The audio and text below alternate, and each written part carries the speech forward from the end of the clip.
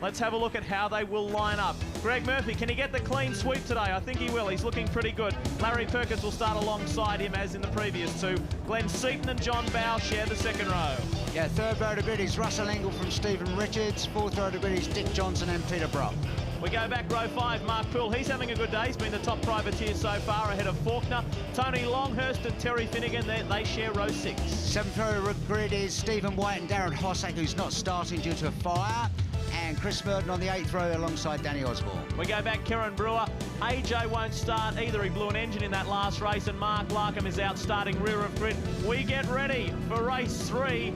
They're revving it up. There's the man, Murph, the man of the moment. Can he do it? 3 from 3, only seconds away from a start. The third and final race of round 9. After this, it's grand final time. Ingall gets away with a good start. Perkins is on the inside of Murphy. Larry's going to have the run through, and he's got it. Larry Perkins into the lead. Fantastic start from Larry Perkins. He really muscled through there. Got a great start. They were side by side for a good 150 metres or more. Spin. Now looks like Russell Ingall. And Brock. Brock is gone. Ingall's gone. Ingall gets going again. So he spun. Some pretty bad damage to the front of Peter Brock's car. He's not having a good day here at Mallala at all. Plenty of action on the opening lap. Looked like Stephen Richards nipped up the inside there, and I couldn't quite catch the end of it. Look at Brocky's face. He is steamed about that. He is really, really annoyed. And Russell Ingall too, the man who's in the championship. See him talking to the crew there, and you can see the damage on the front of the car. And Russell Ingall too got caught up in that. He'll be furious. He's gone right to the back as well. Well, he's got a lot of work to do, and that's his point. We go on board again with Peter Brock. He is absolutely disgusted. Have a look at his face. He is so disappointed. He didn't want to say goodbye to his South Australian fans in this fashion. Let's have a look at the replay of the earlier incident. This is on board with Dick Johnson. The Shell Helix in-car camera. Watch, are they coming around? They're about to go through the left-hander. It's all getting very, very close. Stevie Richards on the inside there. That's Ingall on the far outside. On the right-hand side, Stevie Richards did a good job of nipping through there. Seaton's gone out wide. Across comes Ingall, and contact. Yeah. Well, so Dick's come into contact with Russell Ingall, and that's turned him around. Brock got caught up in that as well. So Ingall goes right around. Very lucky to avoid being hit by another car. Let's look at it from the outside there. Johnson's made contact. Ingall's in a big spin. Another car buried right in behind Johnson. Might have been Faulkner. Faulkner's come in contact with Brock. And now Brock does a full pirouette as well. We've got another angle. Let's have another look at this second corner incident from high up. There goes, that is the contact between Johnson and Ingall. He's spinning. Now watch down lower. There is the contact there. Well, that's come way back from Mark Poole. Oh, it's like Faulkner was taking avoiding action to get so he didn't hit the back of Johnson. Chaos. He's gone straight to the side of Brock. Absolute chaos on turn 2. We get back to the action though. Larry Perkins is still leading the way from Greg Murphy. Perkins got a terrific start and just forced his way on the inside. Bowe's got a bit of breathing room sitting there in third position.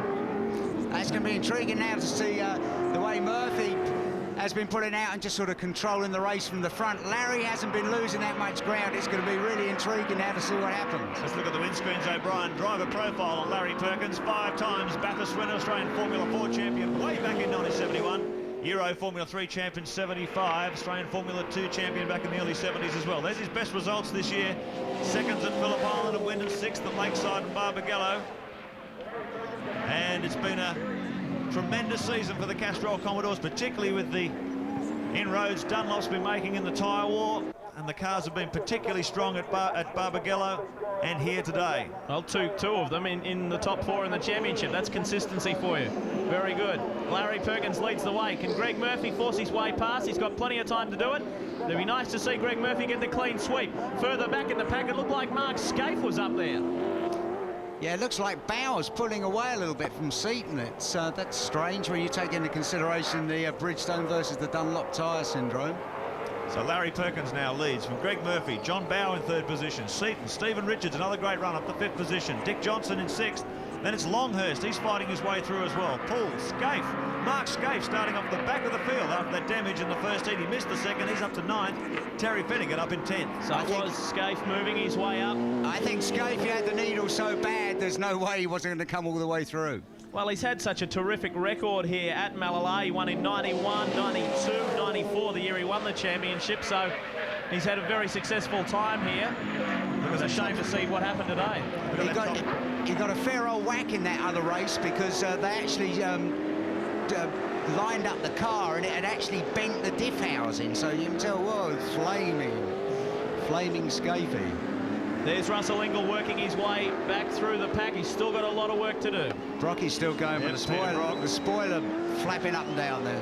Well, he's had such a heavy hit there, the thing's starting to break up around him, which is a bit of a shame, but it's Perkins and Murphy behind him. Bowe in third position, some 2 seconds back. Seaton 3.1 seconds behind our race leader. Richards, then a big gap. And there's 6th till 10th, Finnegan running back 10.2 seconds behind our race leader, Larry Perkins. Mark Poole, once again, the top privateer. John Bowe would be happy about sitting there in third position. He is up 1 position better than Seaton, so that's going to help him just creep back a couple of points if positions remain as is. It's been a terrific day for these two guys, though, Larry Perkins and Greg Murphy. They've reversed the positions in this final race. Murphy's doing everything he possibly can to try and bridge the gap. There's John Bowe, Glenn Seaton, and it was Stephen Richards that's sitting in behind there. Stevie's doing a terrific job right in behind Seaton. Yeah, Seaton lapped 0.2 of a second quicker than Bowe then, you see there, but it's visual that he's caught up a lot of ground. So John Bowe, third position. Very strong, consistent day once again from Bowe. Not winning races, but always picking up bucketfuls of points. That's how you win a championship. He's had 1 pole position and 2 race wins throughout the whole season, yet he's up here battling for the championship. As Dunlop onboard camera shows you, Glenn Seaton tries to close the gap to the Shell number 18 Falcon. And Stephen Richards just sitting in behind there too. Look at the amount of air under the inside wheel as Seaton attacks this course right up on the ripple strips. Virtually the whole car over that curbing on the inside, trying to shorten the track as much as possible to close the gap to John Bowe. I was talking to Glenn after the second race, and he was saying, well, if I end up winning it this year, I haven't been handed it on a plate, have I? No, absolutely not. He's trying his very hardest, and he's sustained. He's handled the pressure very well.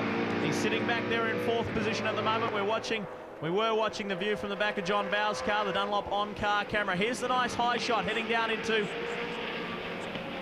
Goodyear corner. We go on board with Glenn Seaton and the Ford Credit Falcon. See him shifting up nice and early out of that corner. Using the torque of the engine to drive the car around without exploding the rear tyres in wheel spin. So Seaton is looking after his tyres as he tries to close the gap to John Bowe. But really the tyre battle here between the Dunlop and the Bridgestone runners is absolutely neck and neck.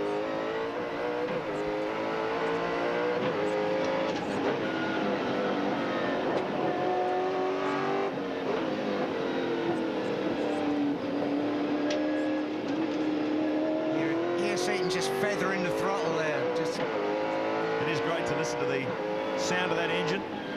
Fuel injected Ford V8 putting out in the region of 600 brake horsepower, about 440 foot-pounds of torque. It's a fearsome device.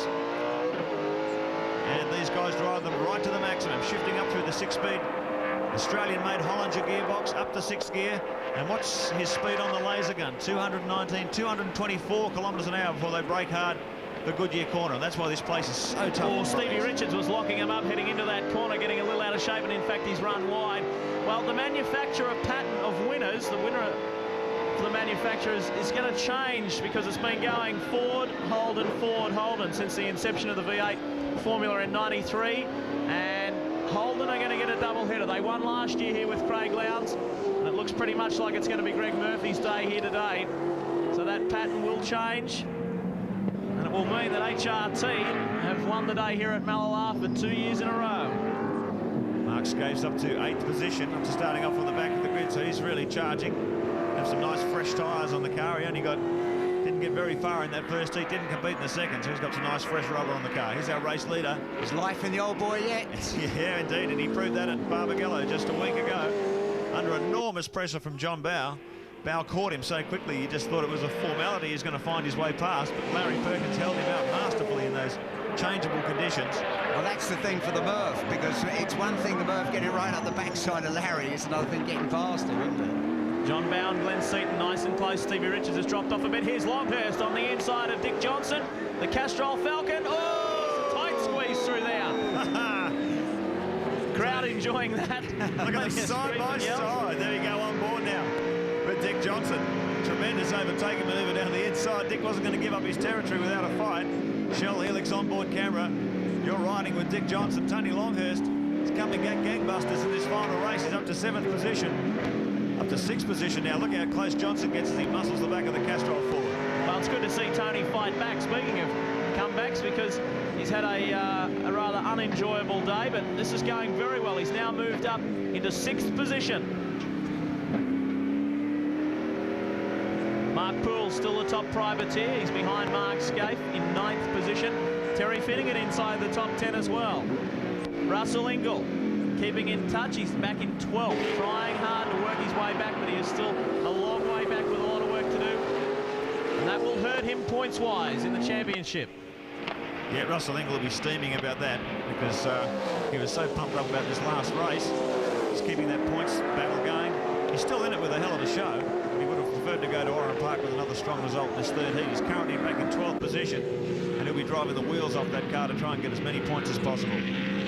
Look who's looming in the background. Mark Scaife in the Australian 1000 Classic car, trying to catch up to Dick Johnson and mix it with the 2 Ford drivers. Well, tyre-wise, when you think about it, Scaife should be in better shape anyway because he didn't compete in the second race. And poor guys, you should have got in the garage and had a look at the work they were having to do to straighten the thing out. He got a fair old whack. Australian 1000 Classic Commodore from Gibson Motorsport. And they're looking back through the field.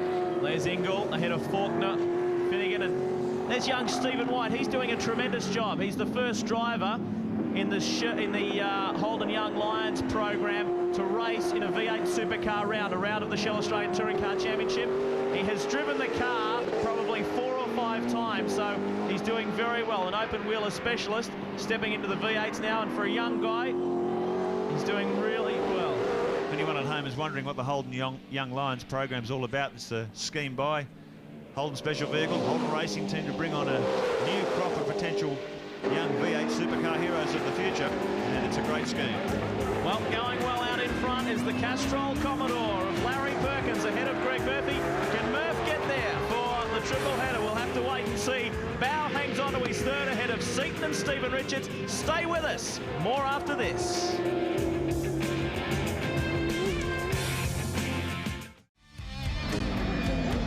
Welcome back to Mallala. There's Perkins, your race leader. He's holding off the challenge from Oval HRT's Greg Murphy. There's probably about 3 or 4 car lengths in it at the moment, and Greg just can't bridge that gap to Larry.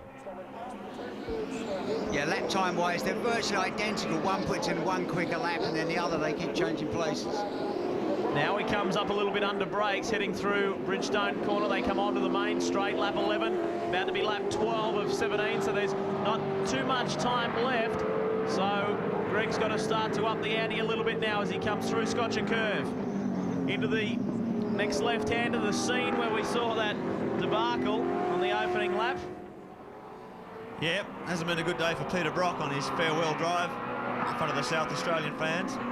Massive crowd in here, as you heard before, 30,000 plus here to see Larry running a bit deep there, a bit wide. That's given Greg a little bit of extra motivation as he comes up the back through the Shell Curve. He's now got Larry in his sights. Watch the speed climb, 197, 222 kilometres per hour. Up that back section, there's Bowe, Seaton. A bit of a back gap back to Stephen Richards, so Stephen's dropped off a little bit. Valvoline Cummins Commodore, through he goes. This has been his most consistent round of the year, no doubt about that. I think he would have enjoyed being on the circuit for 3 races out of the day rather than being off in a sand trap or something. Mostly not due to his fault. Yeah, he made a great start. Good qualifying performance in Western Australia last weekend. Got taken out of that first corner, but saw a tremendous drive. Third heat to bring him back to 2nd position. So there's certainly got plenty of speed. Steve's a great little driver. There's a little bit more development time on the car, and they no doubt make even bigger gains. We were speaking earlier of the Australian 1000 Classic, October 18 and 19. You will see Stephen team up with his father Jim. So they will be a fair shot.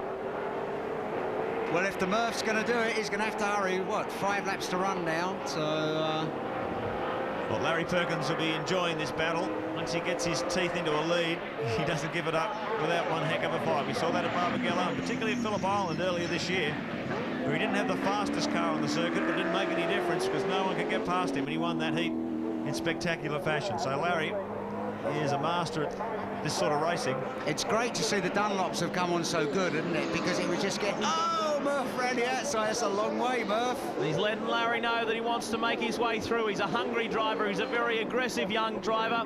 He's letting Larry know that he's there and he wants to get through. He lost just a little bit of ground there. Larry gets a bit sideways coming onto the main straight. I think Larry is fully aware of that. Yeah. 4 laps remaining. Great shot there. The Castrol Commodore and the boss at the wheel, Larry Perkins. And the Castrol Commodore, his teammate Russell Ingall, struggling for points. He's back in 10th position now. The gap to getting taken out in the first corner. That's a great fight back. Typical Ingall style. He won't give up until the checker flag comes down, and he knows every point he can get here will be critical when they go to Oran Park. Yeah, the Murph lost quite a lot of ground there when he had a good old lunge at Larry. I don't know whether he has any kind of problem, but it looks like Larry's... Oh no, Murph up again on the brakes. Well, speaking of Oran Park, it's grand final time. There's only one more round left in the Shell Australian Touring Car Championship. That is on August the 3rd. Then we get into a very interesting time of the year. The enduro races are coming up, of course. The Tickford 500 at Sandown, Channel 10, continuing the commitment with the Tickford 500. Once again, that should be a terrific race. And then that's the big warm-up to the Australian 1000 Classic.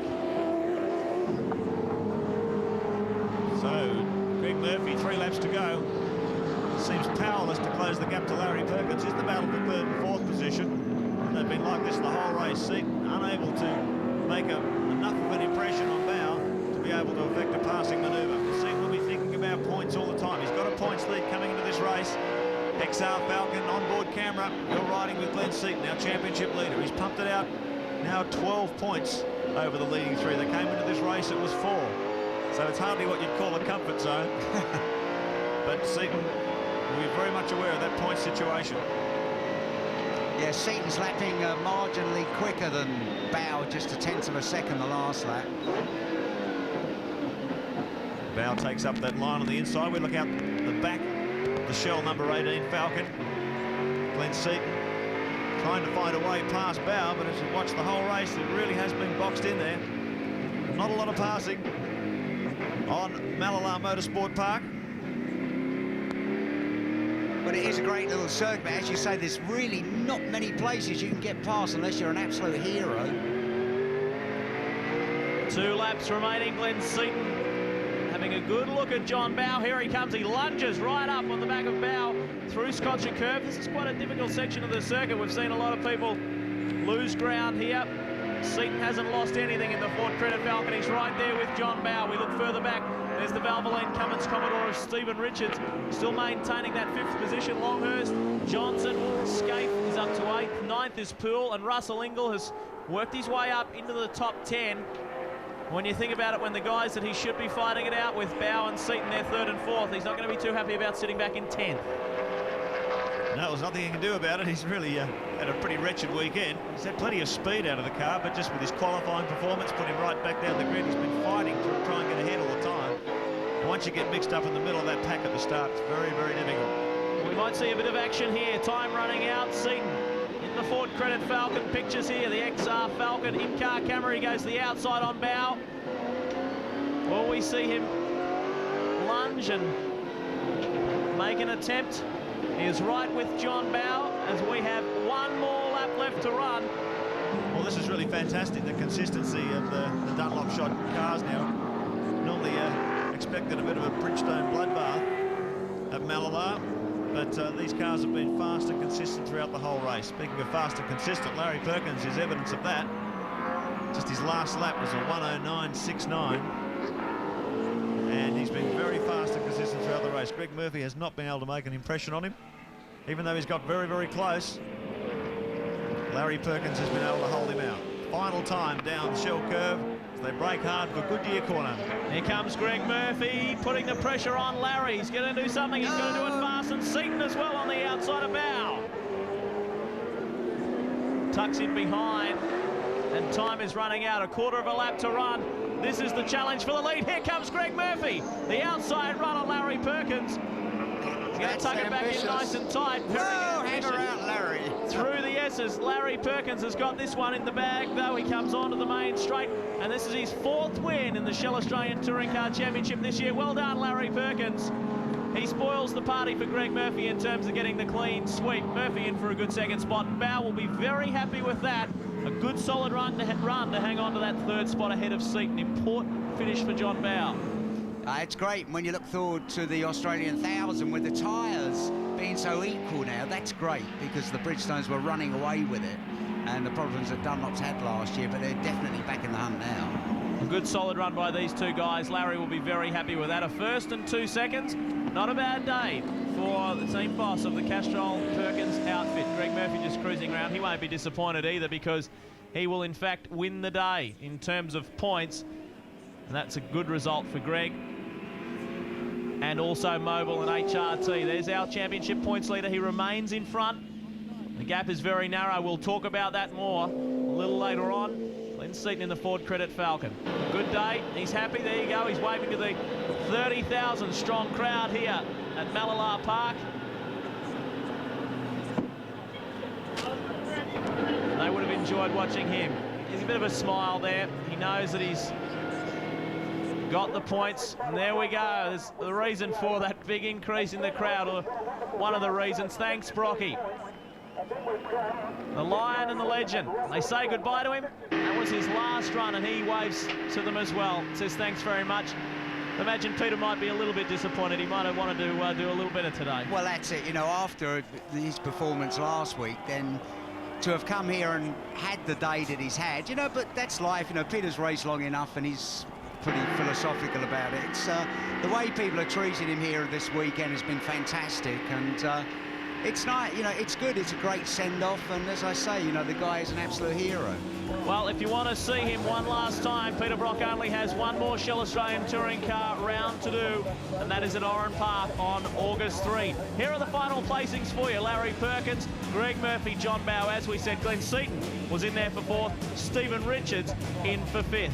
We go back 6 through 10. Longhurst, that was a good run. That was his best run of the day. Dick Johnson, Mark Scape. Good work for Scapey there. Mark Poole, top privateer. He has been the whole day. And Russell Ingall fought valiantly to work his way back up into the top 10. Stay with us. We'll be back, as always, to wrap things up right after this.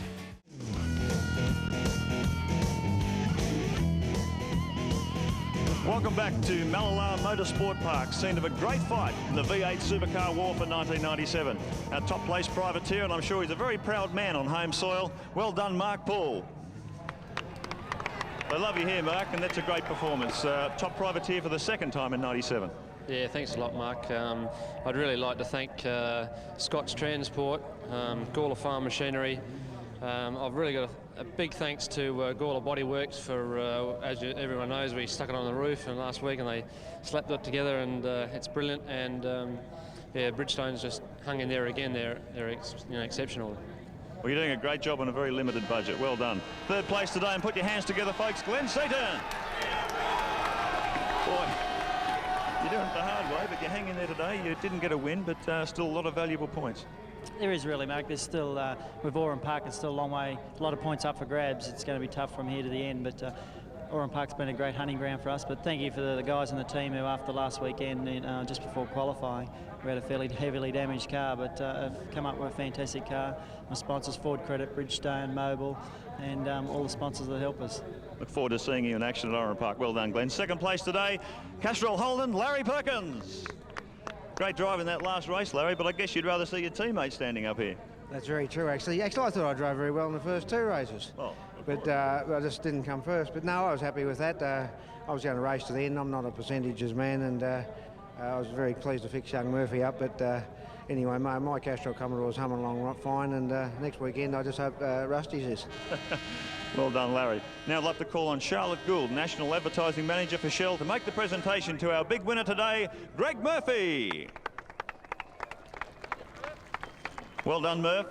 Boy, wrong end of the season, I guess, but everything's going very well for you now. Yeah, we had a good run last weekend at Wanneroo and capitalised this weekend on a good qualifying position, and Larry just beat me off the start for the last one. Otherwise, we were looking forward to a clean sweep.